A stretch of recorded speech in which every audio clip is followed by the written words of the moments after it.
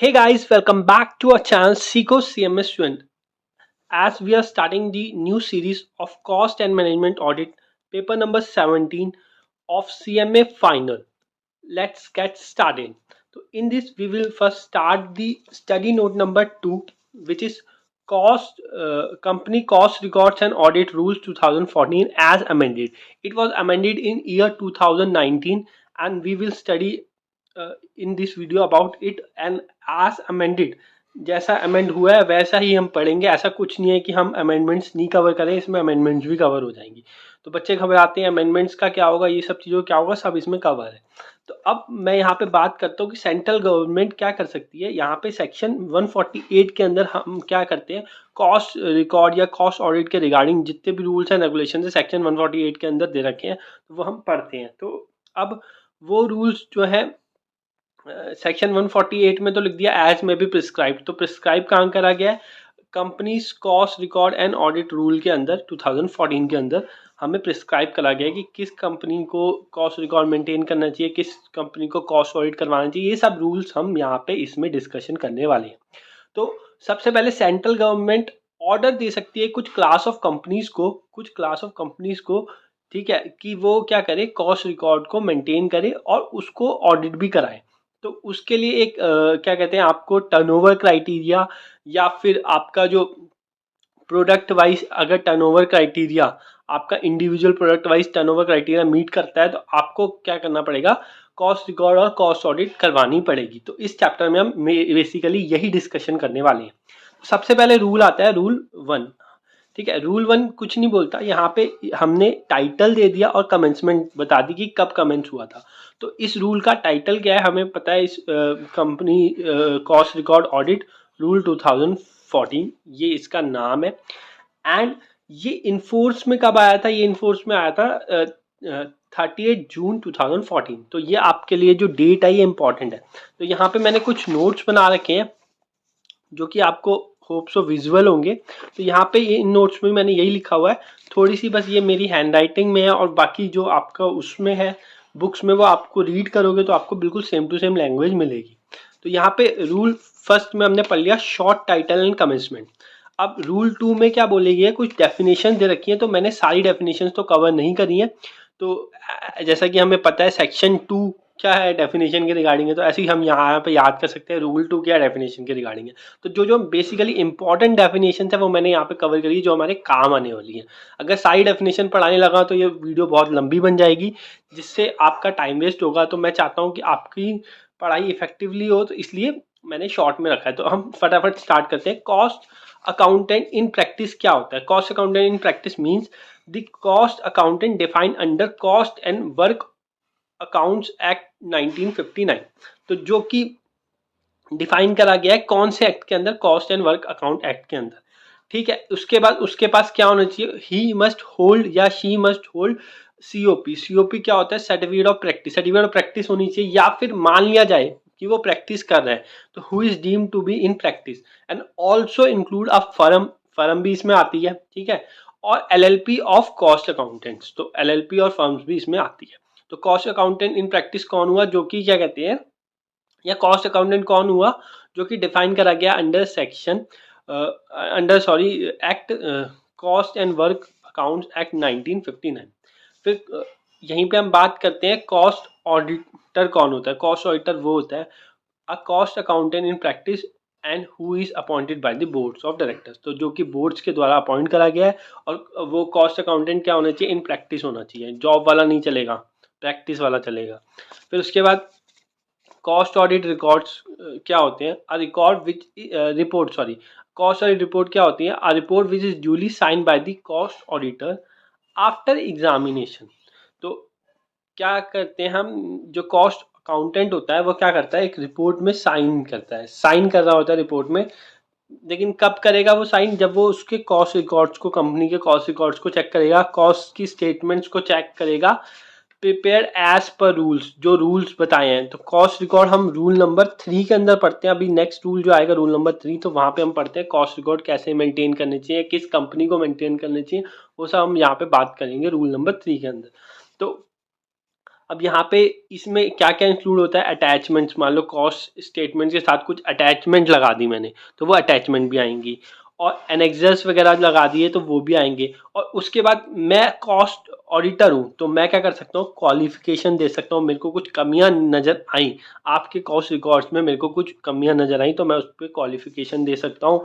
Observation, जो मैंने observe किया जाके, तो वो सब मैं अटैच करूंगा अपनी रिपोर्ट के साथ। जो भी कॉस्ट ऑडिट रिपोर्ट होगी मेरी, तो उसके साथ मैं क्या क्या लगाऊंगा, एक तो कॉस्ट रिकॉर्ड जो भी मैंने एग्जामिन करे वो मैं देखूंगा, उसकी स्टेटमेंट जो प्रिपेयर हो रही है कॉस्ट स्टेटमेंट, उसके साथ साथ attachments, annexures, qualifications and observation जो कि मैंने अपना ऑब्जर्वेशन देनी है इन सच कॉस्ट रिपोर्ट, इन सच कॉस्ट ऑडिट रिपोर्ट।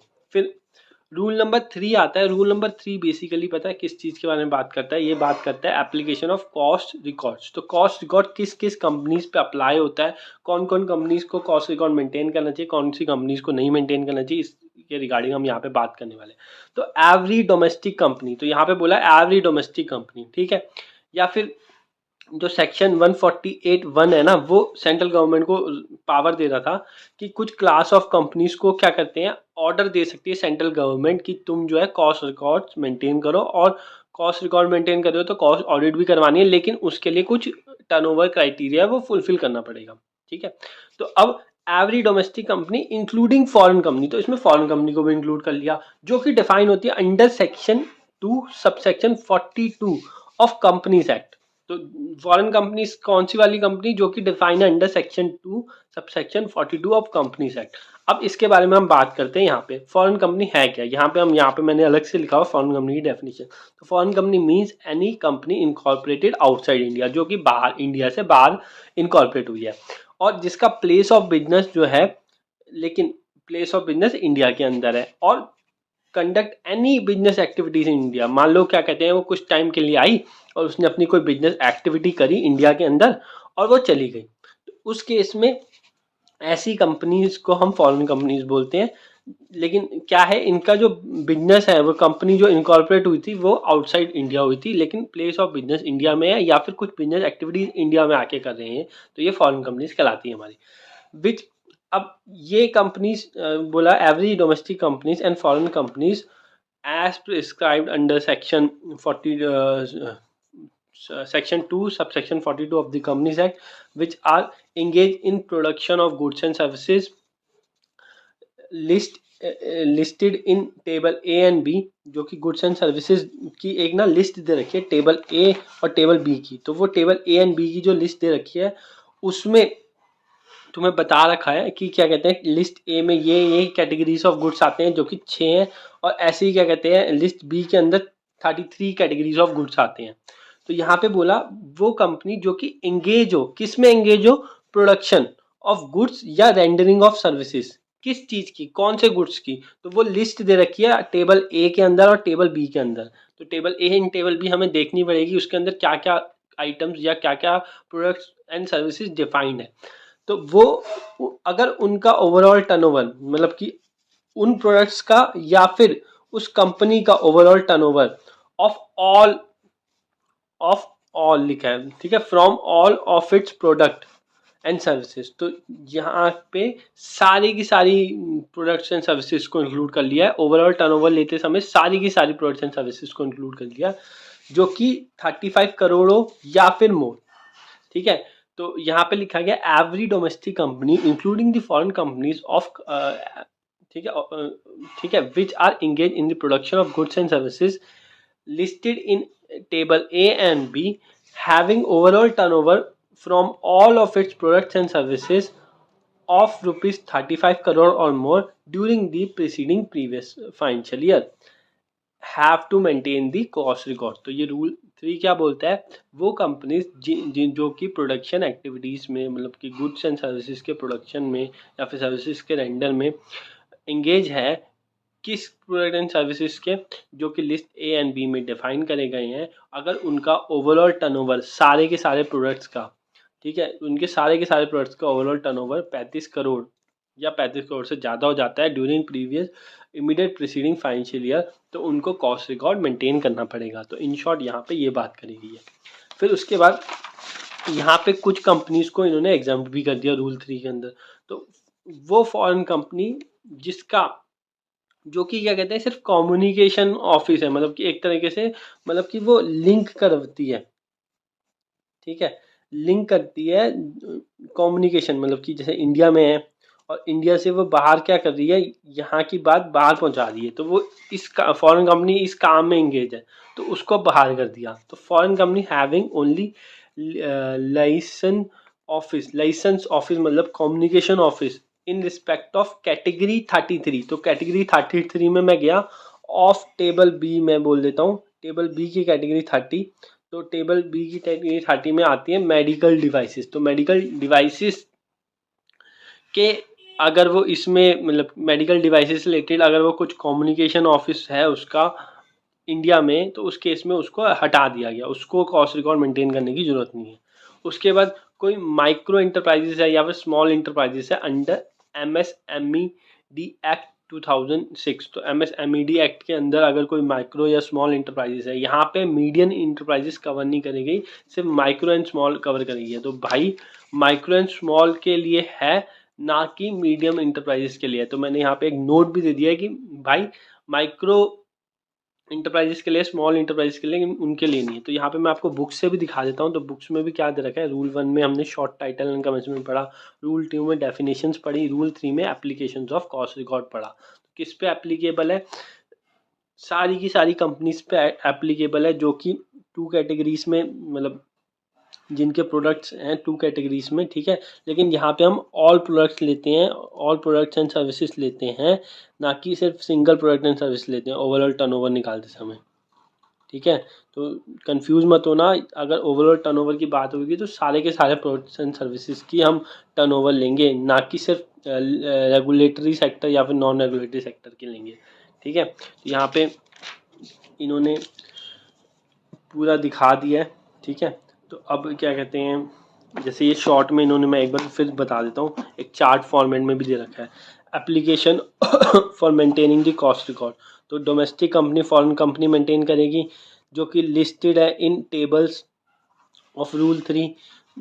उनको दो पार्ट्स में बांट दिया, table A and table B. Table A जो है हमारी रेगुलेटरी हो गई, table B non regulatory sectors या उसमें बात करती है। Engage in production of specific goods and providing services, जिसकी ओवरऑल टर्नओवर फ्रॉम ऑल, यहाँ पे याद रखना ऑल बड़ा हॉट है, तो all of its products and services is more than और equal to 35 crore in immediate preceding financial year. तो इमीडिएट प्रीसीडिंग फाइनेंशियल में अगर आपका ये टर्नओवर मीट कर जाती है तो आपको कॉस्ट रिकॉर्ड मेंटेन करने हैं। तो कॉस्ट रिकॉर्ड किस कंपनीज को मेंटेन करने हैं, सारी की सारी कंपनीज को। पर इसमें दो एग्जामेशन दे रखी है, फॉरेन कंपनी जिनका लेगेशन ऑफिस है, ठीक है, वो लेगेशन ऑफिस का ही काम कर रही है, जो कि इन रिस्पेक्ट ऑफ कैटेगरी नंबर 33 बोल दिया यहाँ पे, और माइक्रो और स्मॉल इंटरप्राइजेस को एग्जाम कर दिया। बस दो कंपनीज को एग्जाम करा है।